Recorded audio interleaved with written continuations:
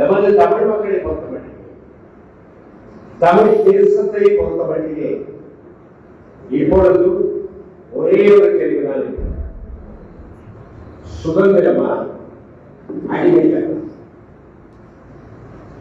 சுதந்திரத்தை விரும்புகிறவர்கள் தொடர்ந்து சுதந்திரத்திற்காக தாங்கள் செயலாற்றப் போகிறார்கள் அல்லது செயலாற்ற முடியும் என்பதை தான் செய்யும்.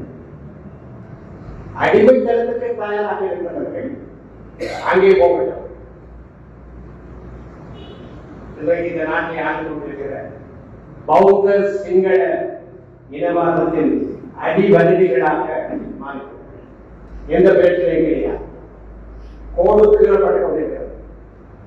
விடுதலையை விரும்புகிறவர்கள், சுதந்திரத்தை நேசிப்பவர்கள்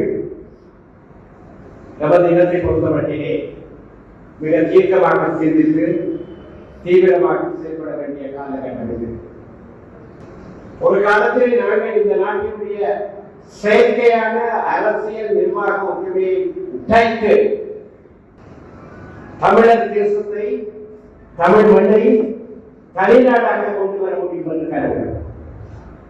அந்த கனவு பல்வேறு காரணங்களினாலே உடைந்து சிதறி சுக்குநூறாகி போய்விட்டது என்கிற அந்த கசப்பான உண்மையை நாங்கள் சந்தித்திருக்கிறோம். ஆனால் கடந்த காலத்திலே நாங்கள் தொடர்ந்து சீவித்துக் கொண்டிருக்க முடியாது. கடந்த காலம் எங்களுக்கு படிப்பினைகளை தான் தர முடியும். எங்களுக்கு ஒரே ஒரு தெரிவுதான், சுதந்திரத்தை விரும்புகிற சுயமரியாதை கொண்ட தன்மானமிக்க தமிழ் மக்கள், சரணாகதி அடைய மறுக்கிற தமிழ் மக்கள், பௌத்த சிங்கள தீவிரவாதத்தின் முன்னாலே அடிபணிய முடியாது என்று இன்னமும் தீவிரமாக துணிந்திருக்கிற தமிழ் மக்களை பொறுத்தமட்டிலே ஒரே ஒரு தெரிவுதான், எங்களுடைய மண், எங்களுடைய நாடு சுயாட்சி அரசை கொண்ட ஒரு அரசியல் நிர்வாக கட்டமைப்புக்குரிய அமைய வேண்டும். இது சொல்ல போனால் எங்களுக்கு ஒரு சுயாட்சி அரசு வேண்டும், முழுமையான ஒரு சுயாட்சி அரசு வேண்டும். அந்த கோரிக்கையின் பின்னாலே ஒட்டுமொத்த தமிழர்கள் அணிதிரள முடியாவிட்டாலும் மிக பெரும்பான்மையான அளவிலே எங்கள் மக்கள் அணிதிரள முடியுமாக இருந்தால் அதை நாங்கள் மிக விரைவாக சாதிக்க முடியும். நான் நம்புகிறேன் அதை சாதிக்க முடியும்.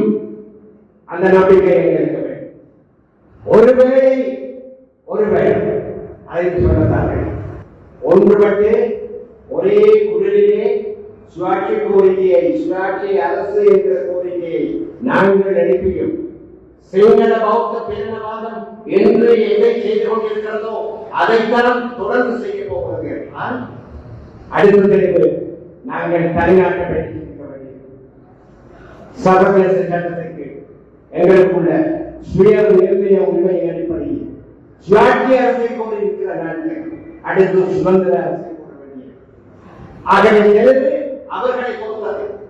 ஆனால் அந்த தெரிவை கொடுப்பதற்கான வலிமை, அந்த வாய்ப்பை கொடுக்க வேண்டிய அந்த உரிமை எங்களுக்கு இருக்கிறது. அதனால் தான் நாங்கள் உறுதியாக சொல்கிறோம். காலம் நடந்து கொண்டிருக்கிறது. இங்கே இனிமேலும் அந்த கட்சிக்காரன் இந்த கட்சிக்காரன் என்ன செய்கிறான் என்பதை எல்லாம் கோமாளித்தனமான அரசியல்வாதிகள், குள்ளவேலை அரசியல்வாதிகள், சுயநல பிசாசுகள், இவர்களை எல்லாம் நாங்கள் ஒரு பக்கம் விட்டு விடுவோம். அவர்கள் அடிபட்டு சாகட்டும் அல்லது அடைந்து கட்டிப்பிடித்து கொஞ்சி ஒரே கட்சியாக இருப்போம். தமிழ் மக்கள் அதை பற்றி கவலை. விடுதலையை விரும்புவது நீங்களும் நாங்களும் என்றால் அது உண்மை என்றால் இந்த மனிதமான பகுதிகளுக்கு நாங்கள் கவலைப்பட வேண்டியது. சுபாஷ் சந்திர போஸ் ஒருமுறை சொன்னான், இந்திய மக்கள், என் அருமை இந்திய மக்களே, உங்களுடைய ரத்தத்தை எனக்கு தாருங்கள், நான் உங்களுக்கு விடுதலையை பெற்று தருகிறேன். நமது மக்கள் கடந்த காலத்திலே ரத்தத்தை கொடுத்தார்கள். இந்த மண் ரத்தத்திலே நனைந்தது. இருந்து முன்வைக்கு நானும் நீங்களும் எந்த நிலையில் இருக்கிறோம் என்பது குறிக்கிறேன். நாங்கள் நமது மக்களிடமிருந்து ரத்தத்தை கேட்கவில்லை. ஒட்டுமொத்தமான உறுதியான அரசியல் நிலைப்பாட்டை வெளிப்படையாக தமிழ் மக்கள் சொல்ல வேண்டும் என்று பார்ப்போம். சொல்ல முடியாதவர்கள் ஒரு 10-15% நமது தேசத்திலே எங்கள் காலத்திலேயே வீட்டில் வைக்கக்கூடிய விதத்திலே நாங்கள் செயல்படுவோம், செயல்பட நாங்கள் உறுதியேற்போம் என்று கூறி என்னுடைய பேச்சினை நான் முடித்துக் கொள்கிறேன்.